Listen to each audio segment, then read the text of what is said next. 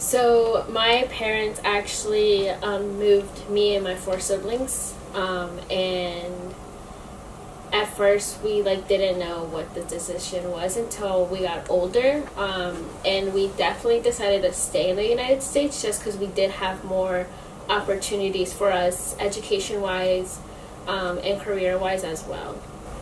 So we had heard that the government was going to make a program for students who wanted a higher education, and weren't able to because of their status, and then became DACA. We were one of the first 100 people that actually applied for the DACA when it came in effect.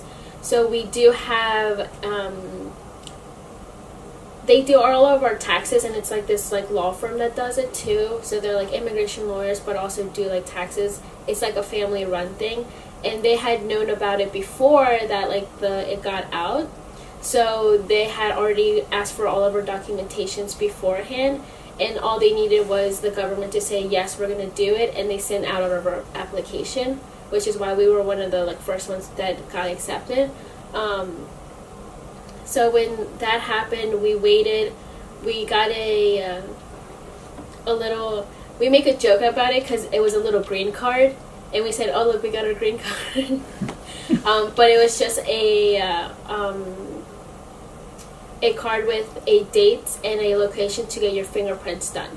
So because we would be working, they want our fingerprints to make sure that we haven't had any federal things done, or criminal records. So after we went to get our fingerprints done, we waited, I believe it was 2 months before we got our official employment card. So after the employment card, we started working, and I was actually already 16 at the time. So I had applied once I got my card and I got the job. And the same thing goes for my two older brothers who did the same thing. And we've just been working ever since we got our card, and we've been in school too. So how many years did this take? This whole process take? So the process at first only takes 6 months. So it takes a few months for your application to get approved. Okay. It also depends on if you have all your documentation. So you need your passports, taxes. You also need what was the other thing?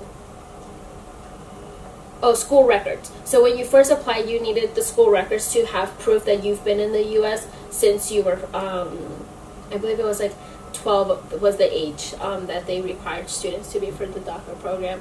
So we had to have proof of all of that we've been in the U.S. for longer than the 7 years, which we were at that time. And then so the process is from getting it approved and then waiting to get that confirmation card to get your fingerprints done, and then after that you get your DACA card. Okay. And you do this every 2 years, 6 months before your card expires, because it's usually a 6-month period where the process takes place. Are DACA renewals hard to get now, or do you fear they will be in the future or go away entirely because of the recent changes that have been going on? So I do believe that the kind of requirements to get a renewal will be a lot more difficult.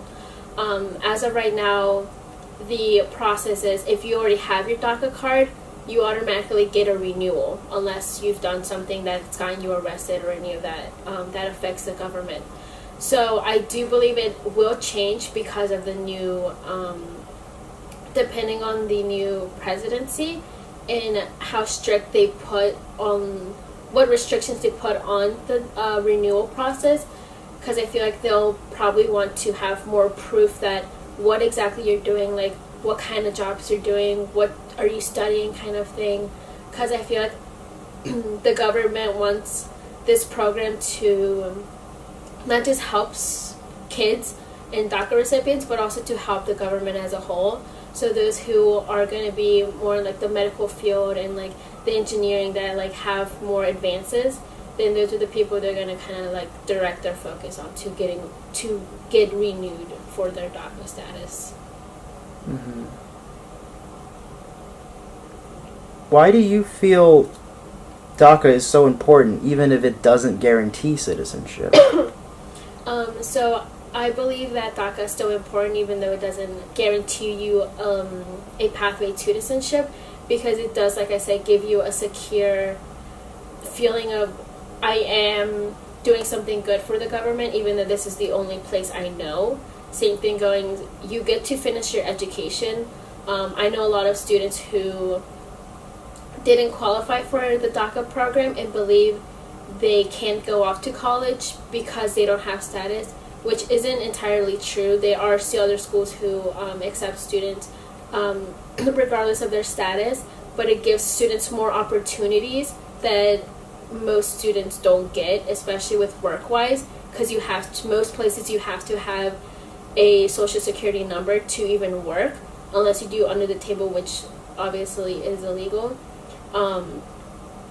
But it gives students a lot more opportunities having this little status, even though it may not lead to a whole citizenship. What concerns would you have for the American people who have like misrepresentation on immigration, that may feel like they just see immigrants coming in as just illegal aliens, that like they shouldn't be here?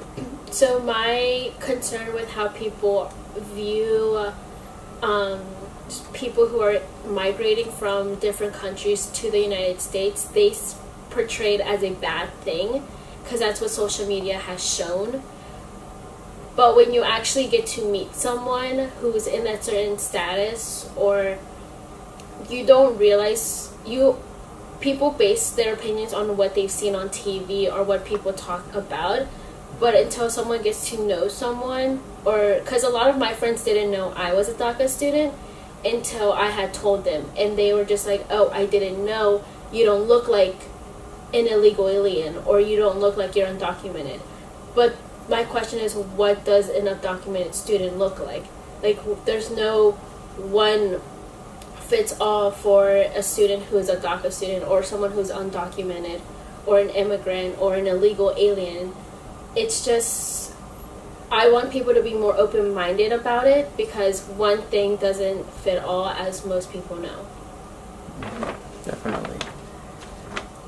Tell me a little bit about your story. How how you came to really what made you really decide that this was going to be your home? You know, what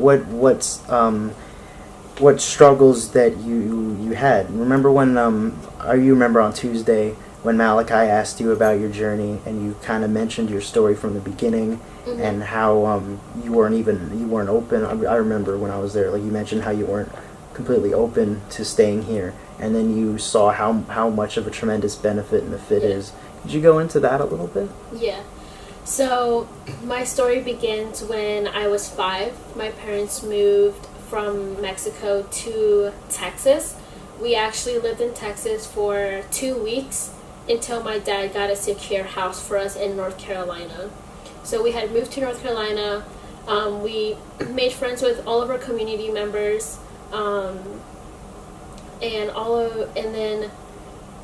We lived there for 7 years, and then my dad's job moved him to Florida. In Florida, we got a different view of things, and that's actually when I found out about my status, because my school was doing a trip to France, and all my friends were going, and I really wanted to go, and I was telling my friends how I've never left the United States and how I really wanted to go. So I had gone home. I asked my mom if I would be able to go on this trip with my friends in the school. Like, the trip is paid for by the school. We'll have chaperones.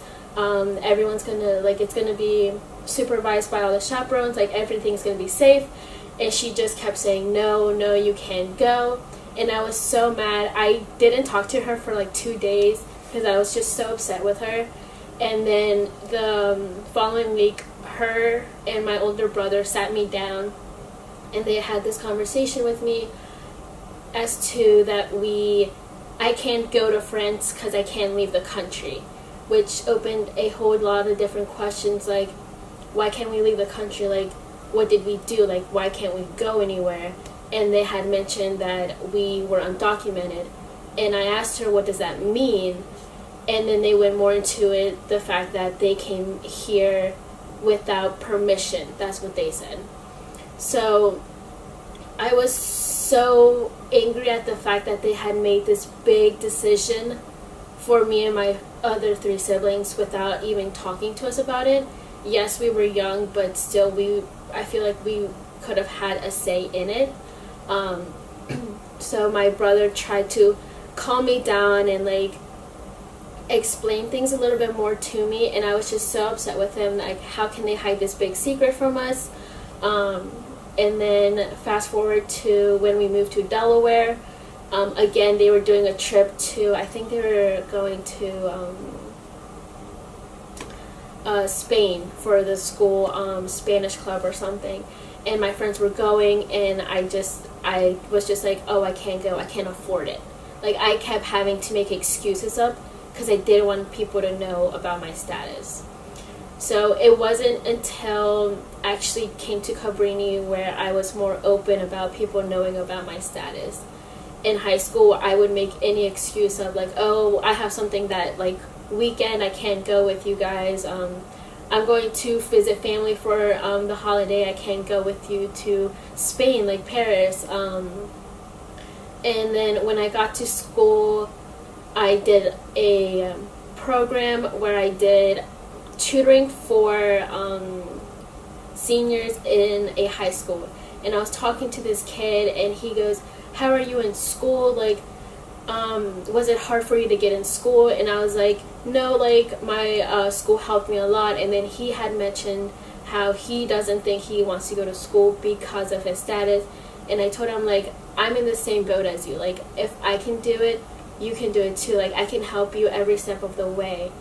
And he actually now goes to the University of Delaware. So, like, I helped him kind of learn the steps of it, because I had to learn it when I was applying for schools, when I was going to college, because I am first generation to go off to college in my family. So I was the one that tested everything. And when I went lobbying in DC, I realized that if someone doesn't put a face to a topic, then they're not going to put too much importance into the topic. So that's why I'm okay with telling people about my status, because I want them to know it affects people they don't even realize it affects. Very much so. This one is kind of like a deeper question, and if you don't have an answer for it, I got another one for you, so don't worry. The DREAM Act, are you familiar with it? Yeah. Yeah, that would have granted young individuals legal status and permanent residency, and it has had a history of being brought into consideration since 2001. But as you know, it always comes up and it always gets pushed back in voting. And I was just curious if you had any thoughts on what you would feel our government should do that's most practical to appeal to everyone in a compromise that's like a gradual reform of solution for immigration reform. Do you have any thoughts on what our government or our Congress should try? So I can't remember the name of the bill, but there was one other bill other than the DREAM Act that was trying to get into Congress 2 years ago. And it was combining DACA with the DREAM Act. So students who were part of the DREAM Act would be able to apply to the DREAM Act. So it would pretty much be, if you've been in DACA for the past, if you've been in the program already for 2 years, then all you would need is 4 more years, and then you would be in your way to get citizenship. So people other than DACA students would be able to apply for this certain bill, but their process would have to be 12 years. So with being a DACA recipient, it would have shortened the time length to become a citizenship. I get that why some Congress are kind of iffy about this whole leading to citizenship. Like I get it. Like it's not like I'm so against it or like I want everyone to become a citizen because I know the restrictions. Like I've been here so long, I understand the way that government thinks. I understand their worries. I understand like their their like pretty much their worries about everyone becoming a citizen. So that's why they're putting this like time limit of it. But within the DACA program and the DREAM Act, it shows you that these kids have already been in the program. They already know what they're doing, especially if they don't have any criminal record. If they're going to school, they're working, then I don't know what else you would want in a citizen. That's all your citizens do anyways. They go to get an education, to get a career, to work. They're not criminals, they're not harming anybody, they're not harming the environment. So letting the DACA students become into the DREAM Act to lead to a citizenship, I think personally is a better option than just letting every single person take this long journey to become a citizen, if that makes sense. Mm-hmm. Very well said. Well, I think that's pretty much all the questions I had. So the ways that DACA has kind of secured living in the United States is I'm not as afraid as police officers. Usually when we would be walking around town or like driving around and my parents would get pulled over, we'd have this fear of, oh, they're going to take us away, like we're going to get deported. So with having this DACA status, we have, as my sister likes to say, half citizenship here. So it does keep us safe. Whether we get stopped at by a police officer, we go to the government, we are able to like fly in an airplane, which we didn't know we would be able to. But with that, it helps us, so it gives us more of a safer kind of environment.